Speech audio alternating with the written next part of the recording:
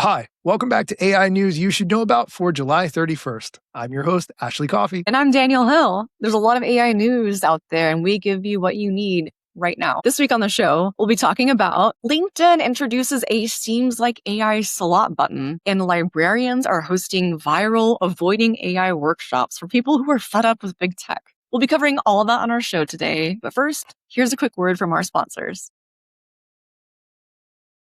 Welcome back. Let's dive in. All right. LinkedIn introduces a Seems Like AI Slop button. This is coming from 404 Media, one of my favorite outlets. We know how painful it is to read through LinkedIn posts that were clearly generated by AI. The single line sentences, the excessive use of emojis, the X is not Y sentence structure that's really popular. The signals are stronger than ever, and platforms are losing out on engagement because users are ignoring AI generated content. When ChatGPT entered the market in November 30th of 2022, you could start to see a shift in content on LinkedIn with the introduction of AI and the growth and expansion. But for the most part, people were still writing their own posts. But, fast forward into 2026, where we are now, there's an AI flavor for almost everything under the sun. And the ability for users to generate lengthy content for AI posts is really high. So with democratized access to AI, the increase in AI slop unfolds as we've seen. Here's the news. Earlier this month, 404 Media reported that AI detection service Pangram estimated 41% of long-form posts and 30% of short-form posts on LinkedIn are likely generated by AI, and people are hungry for real human content. Hari Srinivasan, Chief Product Officer at LinkedIn, wrote their own post about the button on LinkedIn. Quote, AI slop is a top priority for all of us. We really care about this. People come to LinkedIn to connect with real people and share their real perspectives, ideas, and expertise. Here are a few more changes to keep it that way, he wrote. And the button, in part, will help LinkedIn tune its own models for identifying AI slop. Quote, we are ramping up a series of new and improved classifiers that identify if a post is AI slop or generally low quality content. This will reduce the amount of AI slop you might see in suggested content and from outside your network. I like this. What are your thoughts, Daniel? I like it too, but I'm curious of what the definition around AI slop is. The article that you linked to included a pretty good definition of some of the things that typically identifies AI generated posts. So for instance, if it says X is not Y and framing a sentence that way, that's a good indication. Having a list of takeaways, extra spaces between single sentences, and so forth. I would say that some of that, yes, is AI slop, but some of it is just some people write that way. So if you used AI to make a post, that doesn't necessarily mean it's AI slop, but it certainly could be. And I'm interested in that kind of delineation. I think on other platforms, you can say not interested, right? But to give that specific identifier of, I think this is AI slop, I think LinkedIn here is kind of playing the long game to say, okay, now that we know what people generally think is AI slop, let's start suggesting things that indicate it's not AI slop. Interested to see how LinkedIn uses this data and how it informs future creation of content on LinkedIn. Yes, and I want to hone in on this piece right here. We actively work to reduce low quality, automated, or generic content. So I want to know how they're defining low quality as well. And let's not forget that some of these tools have metadata thumbprints that will signal to other tools that you're using AI. Like if you generate an image in ChatGPT Images 2.0 and try to upload it to Facebook, it's going to automatically flag it as AI because there's a thumbprint in there. So curious what signals come out of this. All right, we're going to take a quick break, but when we come back, we'll be talking about librarians are hosting viral avoiding AI workshop for people who are fed up with big tech.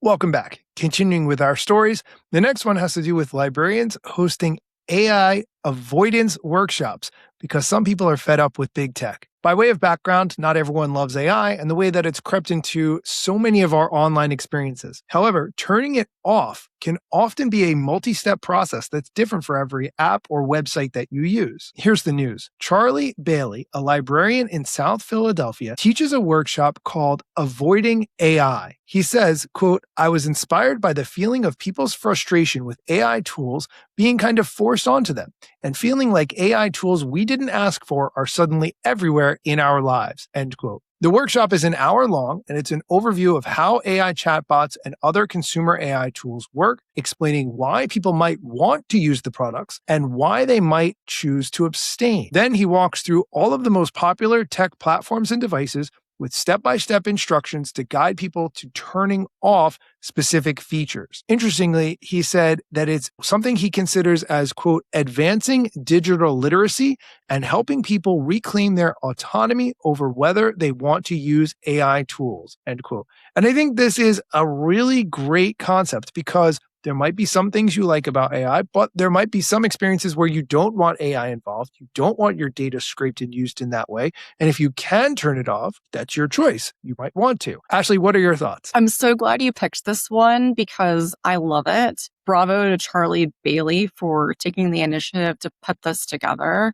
But I think the key thing is he's creating a mechanism for people to have choice in the first place. Like they don't know what they don't know. So I love the aspect of digital literacy here, which is so needed across the US, especially. There's very little digital literacy. If you think about it, like, I had a typing class. I don't think they offer typing classes anymore in school. But yes, this is a really good way to help empower people to, one, have a better understanding of how AI is integrated into their tools, but have the choice to use it or not use it if they want to do so. But we'll see what happens. I'm curious if this is going to take off with other libraries across the US. Is he building this as something that people can take and facilitate in their own libraries? We'll see. So he got it from someone who is a librarian in Maine who made a journal article about developing her own workshop.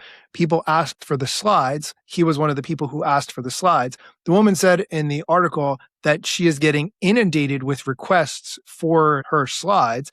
And it made me think, could that be something that I offer to my own local library as a class?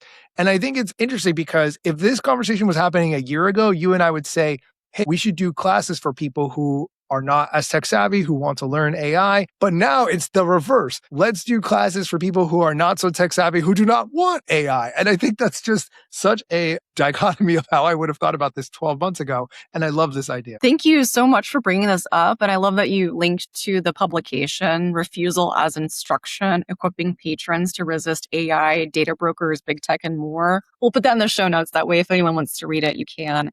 But I don't doubt that person's being inundated with requests. That just shows a huge signal that people want more of this. Yeah, the article is great, by the way. We'll link to it in the show notes. It even has the tip, which I didn't know. If you add this string I'm about to say to the end of a Google search link, it hides all the AI results. So if you search for something on Google and then you type ampersand UDM equals 14, it hides all the AI results from the search. Now that's just a little 10-second tidbit. I didn't know that, but this is the kind of thing that people are learning in these classes. I think it's really smart. Yes, I actually saw this today. Someone had a hack, which would make sense. If you go into the URL on LinkedIn, you see job posts and whatnot.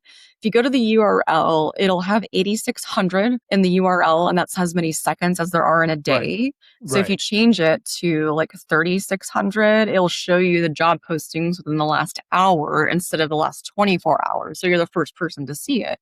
And I was like, oh, that makes sense. Little tips like that sometimes are just completely, I hate to use the word game changer because I feel that's overused, but they really help you to think about things in a different perspective or do something you couldn't do before. And this is why the beauty of technology and having a foundational understanding of it gives you such a competitive advantage in the world of AI because you're able to pull from little tidbits like that.